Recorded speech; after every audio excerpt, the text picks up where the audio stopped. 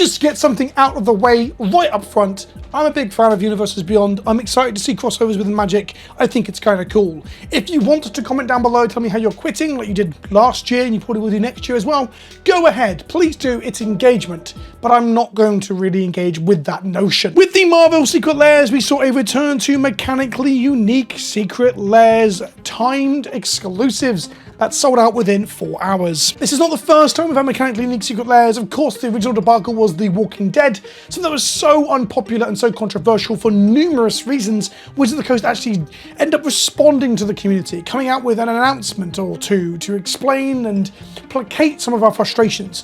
One of which being, are these cards now on a reserve list? Can you ever reprint this intellectual property for another company's game with a likeness of another actor on it? Well, the turnout is no, you can't, really. We haven't seen them do it yet. But they can reprint them in universe, and that's what they did. Mark Rosewater originally said on Blogger Talk 4 years ago, while the Secret Lair is one chance to get the Walking Dead versions of these cards, we have the ability to print the Magic versions of these cards in future products. So let's say Negan becomes a popular commander, we can print the Magic version, same card mechanically, but with Magic name and art in any number of future products. This is not a case of us being unable to make more of a popularly played card. Bearing in mind, prior to this, I think it was Mark that said they had no real plan to reprint them. They hadn't really considered it, which was a gross oversight in terms of printing new, mechanically unique cards into a card game where cards get expensive when they become popular, not only in casual formats, but in competitive formats too. That previous statement about them reprinting them in universe or universes within is actually out the window now. They've changed their opinion, their perspective, and their plans.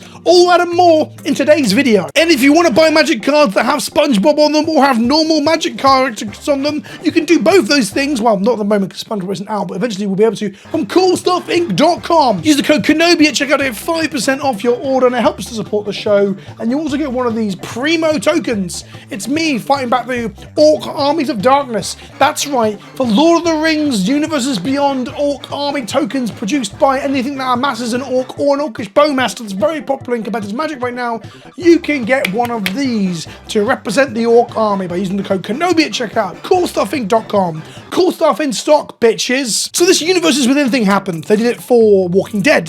They did it for Stranger Things. They did it for the, what are they called? Street Fighter. And then they stopped. The 15th Doctor is currently $17.61 on secondary market. Not a huge price, but still a respectable cost for a Magic card with no luck in sight for them reprinting this into universe. It also gets a bit more muddy with the 15th Doctor and similar because they have Time Lord Doctor on them, which is a thing that feels a little bit IP specific.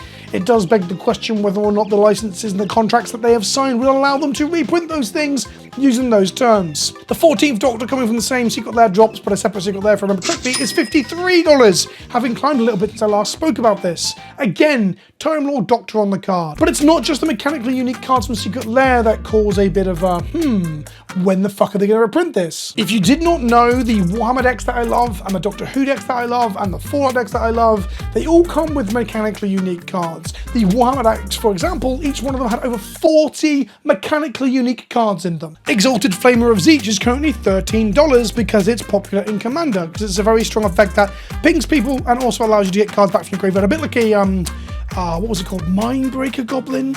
Charmbreaker Devils, that's it. I love this card, but this is a better version of that. Conoptip Scarab Swarm is currently $12 in the secondary market because not only is it a reasonable commander card, but it's seeing some play in Legacy as well as a tutorable anti-graveyard tech card for decks like Death and Taxes that play Recruiter of the Guard. Flamers of Zeech and Conoptip Scarab Swarms are both IP-specific things to Warhammer. They are intellectual property that is copyrighted by Games Workshop, and thus when it comes to wanting to reprint these things, Wizards of the Coast just can't reprint them as is. And it gets worse when we look to things that aren't just names and imagery. Garrison Starn, the Kellamorph, the named Kellamorph, a 3-mana 3/2 legendary creature that is a Tyrannid human, has the word Tyrannid right there in a piece of rules text in its text line, which means there's a copyrighted, copyrightable, infringible, nonsensical thingamabob right there that another company owns that Wizards of the Coast cannot replicate if they were to reprint these in universe. Now, back to Mark Rosewater, who has to deal with all of this with the public eye because people at Wizards don't have any foresight or foreplanning or a member of staff to do this. So poor Mark, who's a game designer, is wheeled out to be the PR person dealing with this. He said previously for Tyrannid, for Astartes, for Necron, these very specific words that they cannot reuse once their contracts are over, they'd have to come up with universes within versions of them. So at that point, we're reprinting cards with a different type line that actually means a different type line. It's like functionally Vata, but not a Vata. It's one thing means another thing. It's pretty bad as a solution, if I'm honest. But the real interesting thing is that just hasn't happened yet. We've never seen them do that. It just isn't a thing we've seen in practice. We've heard it theoretically talked about, never seen it put into effect. And that makes me a little bit nervous. When are we going to see them actually do some of this reprinting? For the record, Kelermorph, or named Kelermorph Geist and Starn, is $16 right now on the secondary market and creeping upwards. Let's go back to that universes within promise, if you will. And bear in mind, a promise is never a promise from Wizards of the Coast unless it's written specifically in a magazine in the 1990s. Then it's a promise. If it's written on Bloggertog, they will change it within 2 years. As recently as last week on November 1st, Mark Rosewater said this: "Much has changed since we made our initial plan on how to get mechanically unique cards from Secret Lairs into players' hands who didn't purchase the Secret Lair drop. In the article we published, it said they will appear in the list in set boosters, both things that don't exist anymore." That's right, the plan doesn't work for numerous reasons, chief of which is that the list slot in play boosters does not exist anymore, or set boosters, sorry, so they can't even use that space to reprint these things. But beyond that, the other big change is that they're printing more universes beyond than ever. Like perhaps 3, arguably 4 times as much as previously, as we're getting 3 draftable sets every year. If you've missed that, Magic's going to do a 50-50 normal Magic and Universes Beyond strategy with 6 fucking sets a year going through Standard, which is in itself a whole video that I haven't made yet, half of which is going to be Universes Beyond. Look, I like Universes Beyond, but there's an argument that maybe it's a bit too much, especially if you can't keep up with it as the mother company. He goes on to say, "We are evaluating how best to do that." So it sounds like they're not even sure how they're going to do that, and are still working on the details. I can share 2 points that we've agreed on. 1, we want to make sure that players who aren't able to purchase the Secret Lair have access to the card mechanically. The non-Secret Lair version will always be different from the Secret Lair offered, but might keep the same name, representing the same character, object, or place, aka it won't always be a Universes Within version. Unpacking that a little bit, this is good. This is really good that they're promising to give us the mechanically unique cards somewhere else. So it's not a case that if you didn't buy into the $50 to $200 Lair value proposition originally, you aren't shit out of luck about playing these cards in Commander or Legacy. Again, this only affects the casual format of Commander and the very small format of Legacy or Vintage, but it does affect all the other stuff in Magic 2, Cube, and similar. I think if they want people to have a faith in the existing cards and owning them and not just proxying everything, you kind of have to fix this issue too, regardless of whether it affects tournament play or not. The other asset of that I care less about, but I understand why people might be frustrated, is that a lot of people always saw that there will be a Universes Within of something in the future, and thus they could avoid having Space Marines and SpongeBob in their Commander decks and their gameplay experience. It turns out that when you go from printing 4 or 5 mechanically unique cards a year in one singular Secret Lair to printing 40 per Commander deck, I don't know, 4 to 8 times a year, plus 3 entire 200 plus card sets of other universes beyond, you just don't have the space to reprint them within. I'll talk more on that in a second. They also said there's not going to be a single way to do this. Each Secret Lair might have its own solution. The intention is that we will make sure a version of that mechanical card is available somewhere other than from purchasing directly from our site. I really like that they are committing to this. And by committing to this, I mean they're writing it on Bloggertog via Mark Rosewater, and they could also pivot from this later. Okay, my faith in this being a promise is low, but it's really important that they make it that you don't have to buy into the FOMO to play with a certain game piece. The other big part of this that I do want to put some focus on is that these things are collector's items, right? These things are stuff that people are buying into because they want to have access to Storm or Captain America, but they want them in those specific versions because, for example, Storm by Magali is gorgeous. That card is beautiful. I assume when we come back to it, we will have like different art and different frame treatments, maybe not extended border. The problem that we have in contemporary Magic is that every single card is no longer special because there's always some sort of more special version there, which is usually a serialized or super duper rare lottery version. How many times have you opened a promo fancy looking thing from a pack and you think you've hit the jackpot finally and you got lucky, only to check Scryfall, Gatherer, TCG Player, or CoolStuffInc.com, and you go there and find out that actually it's the second or third most desirable version of the card, because there's in fact 5+ versions of a fucking mythic. What I'm getting at is that if you have convince someone to part with $50 or 50 English pounds to buy a foil version of Storm on a website, a year later you shouldn't print a better, fancier version into packs. I think that is absolutely destroying the idea of the collectability of what Secret Lair is meant to offer you. You have to be very careful with this, and I don't think Wizards have considered this. I am scared to see how fucked over everyone who bought into the lair bullshit this week is going to be when they finally reprint these. But coming back to the bigger issue, Secret Lairs is one thing. But with Final Fantasy, Spider-Man, and a yet-to-be-announced Universes Beyond crossover later in the year, that's 3 sets, somewhere between 600 and 1,000 cards, depending on set size, of other things outside of Magic. And some of those things will be reskins. We'll probably get a card like Murder. I was going to make a joke. I was going to make a joke about Uncle Ben getting murdered there, but I just couldn't bring myself to do it. So I'm just going to mention that I was going to do it. Imagine that on a Magic card. Of course they aren't going to do that. That's too on the nose and too kind of morbid for Wizards of the Coast. But these sets are easily going to have, I'm going to go out on a limb here and say at least 50 unique cards, if not more. Most sets will probably have 40 legends at least before we get onto non-legendary stuff as well. Where the ever-loving fuck are they going to reprint all these things? And there's also an added creative layer of they can't just reprint them with the same art and the same names. In some cases they have to reskin them, which is an extra layer of creative and art asset acquisition from an outside artist via an art director. So there's kind of an extra layer of work to reprint that isn't normally on a Magic card. But beyond that, some of this stuff is going to have intellectual property, unique stuff that they have to fix later down the line.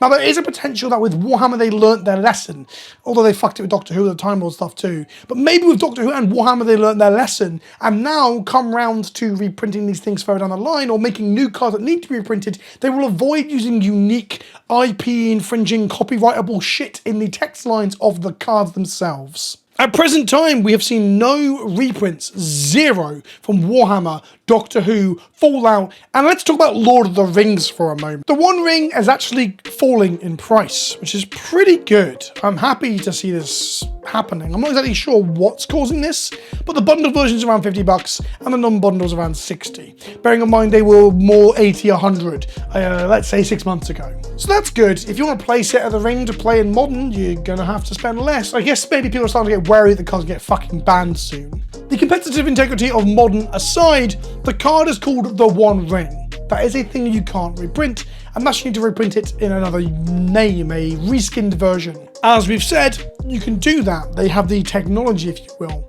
But where? It's not going to make its way into any of the current standard sets. Maybe it gets reskinned into a special guest slot. Maybe it shows up in a Secret Lair that's limited print run, and that's just an absolute fucking fiasco. Please don't do that. In essence, they have options, but none of those options are things they seem very confident with when talking about them online, nor are they even showing us any of them working in practice. And it just makes me a little bit nervous. Wizards' reprint policy towards getting older cards reprintable that are playable in Pioneer or Modern, for example, it's gone up and down over the years. Once upon a time, I banged a drum begging them to reprint Fetchlands. They did it, but they also fucked the format, Modern, the main format you wanted them for, by printing loads of Modern Horizons shit into it. So, you know, the monkey paw curled in a way. But with every Universes Beyond set now going into Standard, Pioneer, and Modern, and then Legacy and so on, the demand for them among competitive players, and thus something that pulls the price up significantly more than a lot of casual play does, is going to be higher. If a card breaks into Pioneer or Modern out of Spider-Man or Final Fantasy, it's going to be a One Ring style cost, and thus need to be reprinted. What I'm getting at with the whole thesis of this entire video is, one, I'm nervous that they don't have the space, the knowledge, or the foresight to get some of this stuff reprinted. And we're going to have a lot of Universes Beyond unique stuff be quite expensive as time goes on. And even if it's not a lot, even just a handful, 5 to 10 cards, it's still going to be frustrating to see Sephiroth be one of our chief expensive cards, similar to how the One Ring is. What I really want to come out of this little rant is for them to take some fucking, I don't know, responsibility and give us some sort of forward planning, to really sit down themselves and think about what they're going to do about the reprints and Universes Beyond, and give us some semblance of a plan that we can look at and go, sure, that makes sense. Because at the moment, I'm not even sure if they're planning for it. I think they're just going to figure it out as they go along. Like, bearing in mind, I'm working on the assumption that they categorically cannot reprint these things outside of their original products. When they put the Warhammer cards on Magic the Gathering Online, a digital version of them, they had to put them all entirely in the decks that you bought as opposed to in the treasure chest system, because it seems like a contractual obligation to put them into the original product that they signed for. There's a lot of contractual fucky-wuckies when it comes to Universes Beyond. So when we talk about this idea of a Universes Beyond Masters, where they do a draftable reprint set with loads of random crazy shit from other cards in it, oh boy, that gets me excited. That'd give them an easy place to put fucking free running on a card without having to reskin it but still use the term free running in another setting. That's another problem. When you have cards that have a unique mechanical thing on them, like Energy, for example, from Kaladesh, Wizards have struggled to reprint their own IP later because they can't find a home for it as a reprint product. Once you stick a mechanically unique fucking themed thing like free running on it, it gets a little bit harder to do that because that might even be a contractually not okay thing for them to reprint. I'm not saying that for certain, but there's a possibility. Contracts are fucking weird. So we're never getting that Masters product. As fun as that sounds to me, I'd love a Smash Bros style set, but I don't think it's going to happen because I doubt Games Workshop or Middle-earth Enterprises or Marvel have signed a contract to say, yeah, sure, use our intellectual property in your own crossover game. I doubt that's the case. Even if they are metaphorically or literally doing that in the wider scheme of Magic, which is kind of funny, right? But that's a whole different kettle of fish to selling them in the same box together. In the same way that I guess even Funko Pops don't sell Marvel and DC characters in the same box, unless it's a crossover approved by the two parent companies before. So I hand it over to you at home. How the fuck are they going to do this? And I also hand it over to you, Wizards. If someone at Wizards is watching this, I'd love an honest response because I just want to know. I just want to know when I can get more Nuka-Cola vending machines, but they're going to have to be reprinted as generic Coca-Cola vending machines. No, wait, you can't say Coca-Cola. Generic soda pop machine. Do you see the problems it leads us to? There's a lot of creative work that has to go into printing all of these cards that are highly desirable. Fuck, Nuka-Cola vending machines got up to 16 bucks. I love this card. Jeez, it's so cool. Thanks for coming to another PleasantKenobi rant. I'm fucking on one at the moment. I'm buzzing like a bee, like a proverbial little bee just stinging at the arse of the corporation that makes our favorite card game. Anyway, if you like what I do, there's a link to my Patreon in the description below. For $2 a month, you can help support me, hire more editors, so I have more time to write and to rant for someone else to fucking edit. Oh, it'd be wonderful. It'd be bliss. Thanks for watching. I'll see you all soon. Ta-ta for now.